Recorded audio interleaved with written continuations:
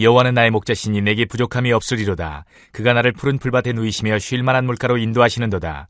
내 영혼을 소생시키시고 자기 이름을 위하여 의의 길로 인도하시는도다. 내가 사망의 음침한 골짜기로 다닐지라도 해를 두려워하지 않을 것은 주께서 나와 함께 하심이라. 주의 지팡이와 막대기가 나를 안위하시나이다. 주께서 내 원수의 목전에서 내게 상을 차려주시고 기름을 내 머리에 부으셨으니 내 잔이 넘치나이다. 내 평생의 선하심과 인자심이 반드시 나를 따르리니 내가 여호와의 집에 영원히 살리로다.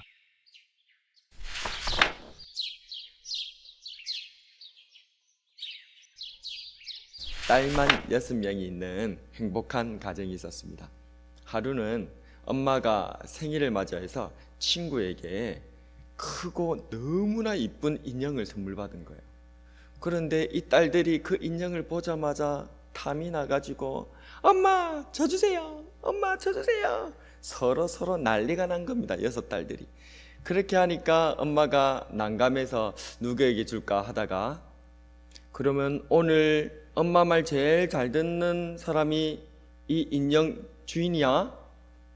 이래 얘기하니까 딸들이 6명이 모두 다 입이 힘이나 튀어나와가지고 얘기합니다. 그러면 아빠 거잖아. 아니 이 조용한 이 분위기는 무엇입니까? 예, 아내 말을 잘 들을 때 행복한 가정이 될까요? 그렇다면 어떻게 행복한 가정이 될 수 있는 것일까요? 첫 번째로 죄의 문제를 해결해야 합니다. 뭐라고요? 죄의 문제를 해결해야 되는 줄로 믿습니다. 로마서 3장 23절인데요. 같이 한번 읽어보겠습니다. 모든 사람이 죄를 범하였음에 하나님의 영광에 이르지 못하더니. 성경은 우리가 하나님의 영광으로 표현된 천국, 인생의 참 행복에 이르지 못하는 이유가 아내 말을 잘 듣지 않아서라기보다는 죄의 문제 때문에 그렇다. 이 죄의 문제가 해결되지 않기 때문에 우리가 행복하지 못한 것이다 라고 말씀하고 있습니다. 죄는 파괴합니다. 하나님께서 처음 만드신 행복한 가정인 에덴 동산에는 부족한 것이 없었습니다. 이곳에서 첫 번째 사람인 아담과 하와는 행복하게 살았습니다. 그러나 그들이 불순종하고 하나님 앞에 죄를 범하고 말았었을 때에 행복한 가정은 파괴되고 말았습니다.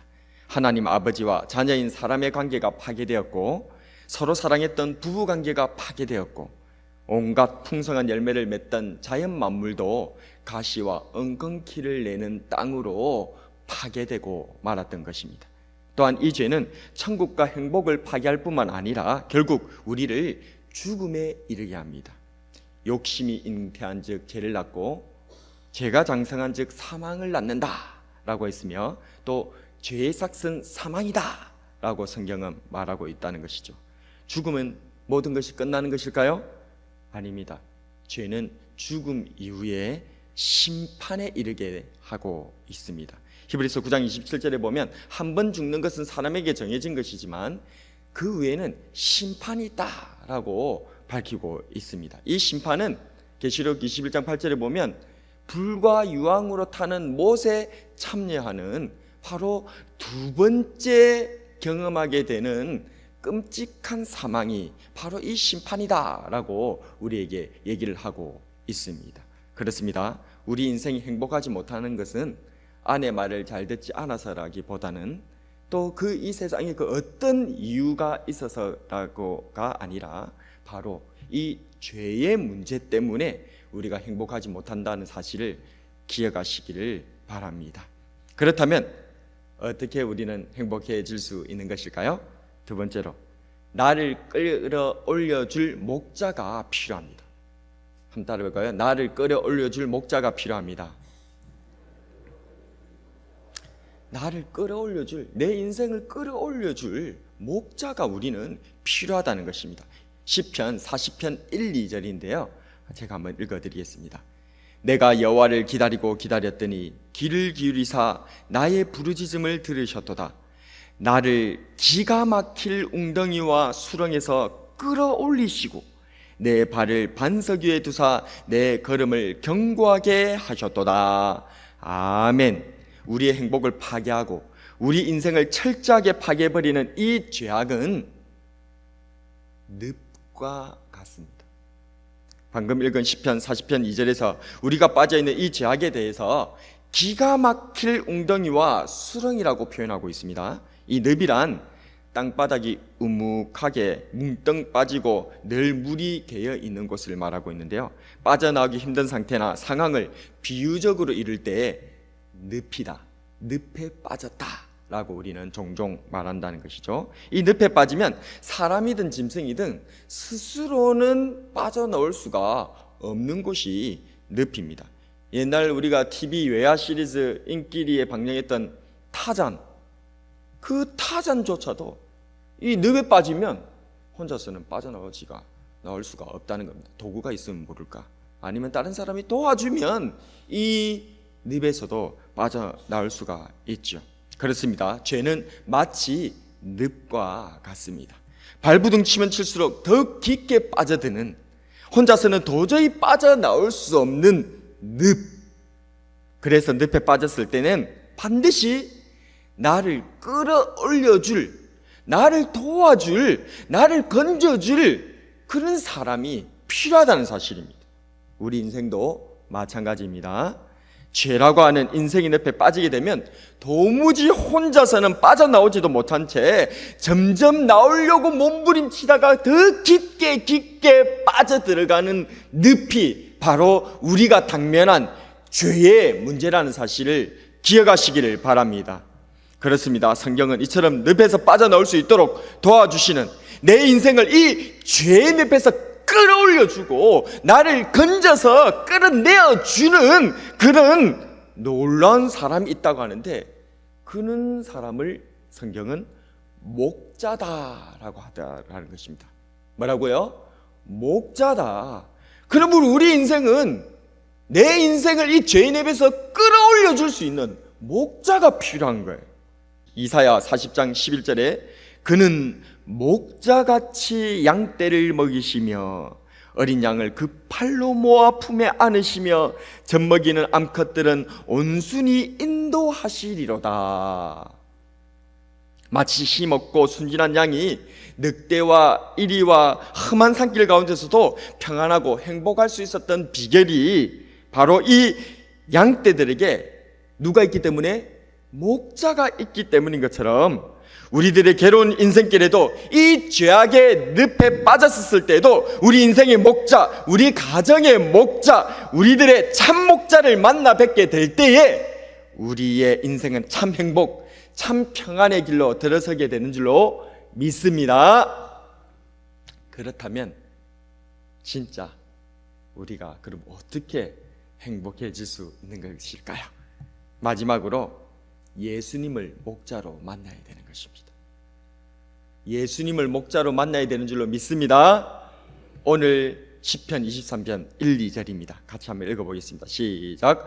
여호와는 나의 목자시니 내게 부족함이 없으리로다. 그가 나를 푸른 풀밭에 누이시며 쉴만한 물가로 인도하시는도다. 아멘. 성경은 말합니다.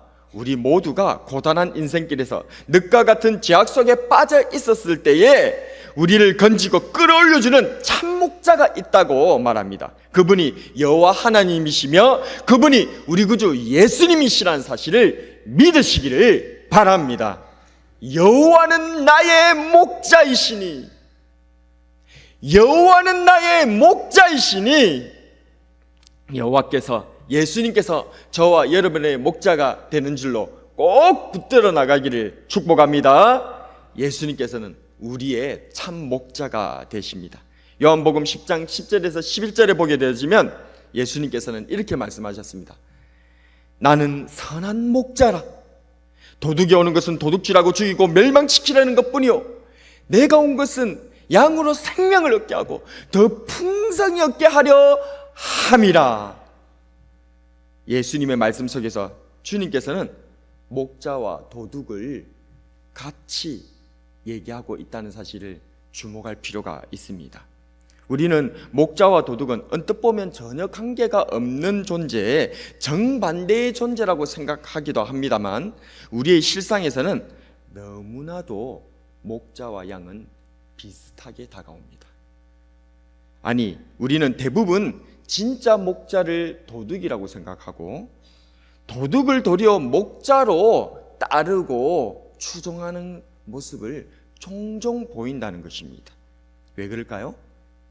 참 목자는 죄악의 질병을 고치기 위해서 쓴 약을 처방하지만 거짓 목자, 삭군과 도둑은 우리가 질병에 걸려 있어도 그저 달콤한 사탕 발림만 제공한다는 것입니다. 참 목자는 우리의 모든 아픔과 우리의 모든 고통들을 그렇게 위해서 수고하고 고통하며 우리를 끌어올려주는, 그래서 끌어올려주기 위해서 우리의 몸에 여러 가지 상처가 있기도 하고 힘든 일들을 우리들에게 제공하여서 살려주려고 하지만 거짓 목자는 괜찮다, 잘하고 있다, 좋게 잘 될 거다, 이렇게 귀에 듣기 좋은 말들만 계속해서 속삭여주며 우리가 지금 죄악으로 말미암아 사망으로 침전되어지고 죽어가고 있는데도 괜찮다는 거예요. 그냥 괜찮다는 거예요. 잘 된다는 거예요. 그러니 우리들은 우리들의 일상 가운데서 참 목자는 도둑이라고 배척해버리고 거짓 목자, 이 도둑과 강도와 같은 자들은 참 목자인 줄 알고 그렇게 따라가고 말더라는 것입니다. 그러나 예수님이야말로 우리를 행복으로 인도하는, 생명으로 인도하는, 더 풍성한 삶으로 인도하는 참 목자이신 줄로 믿으시기를 바랍니다. 주님을 목자로 모신 사람은 얼마나 행복한가? 예수님을 목자로 모시면 부족한 것이 없는 줄로 믿으시기를 바랍니다. 푸른 풀밭으로 쉴만한 물가로 인도받는 줄로 믿습니다. 사망의 음침한 골짜기 같은 역경을 만나도 지켜보함을 받고 대적자들 앞에서 도리어 영광의 잔이 넘치도록 해주시는 줄로 믿으시기를 바랍니다. 목자 되신 예수님께서 나와 우리 가정에 평생토록 또한 영원토록 여호와의 집에서, 천국에서 행복하게 살게 해주시는 줄로 믿으시기를 바랍니다. 예수님께서 나의 목자가 되시니 나는 부족함이 없어라. 한번 같이 고백해 볼까요? 예수님께서 나의 목자가 되시니 나는 부족함이 없어라. 아멘. 예수님께서 나의 목자이십니다. 예수님께서 우리 가정의 목자이십니다. 그래서 저와 여러분은 부족함이 없는 줄로 믿으시기를 바랍니다. 말씀을 정리하겠습니다. 오늘 이 시간 저와 여러분을 쉴만한 물가로 인도하시는 내 인생의 참 목자가 되시는, 우리 인생을 정말 행복하게, 우리 가정을 정말 행복으로 인도하시는 참 목자이신 예수님을 다시 주목하시기를 바랍니다. 우리는 예수님께서 목자이신 것 알고 있습니다. 그 아는 지식이 삶 가운데 부합하도록, 그래서 그 목자이신 예수님을 믿고 목자이신 예수님의 음성을 듣고 따르며 그 목자이신 예수님 앞에 요구하고 요청하고 그렇게 주님 곁에 붙어 있기만 한다면 푸른 초장으로 쉴만한 물가로 우리 인생과 우리의 가정과 우리의 자녀들이 진정 행복의 길로 들어설 수 있다는 사실을 믿으시고, 여호와는 나의 목자심, 다른 부족함이 없습니다 라고 고백하며 행복의 길로 살아가시는 저와 여러분이 되길 주님의 이름으로 축복합니다.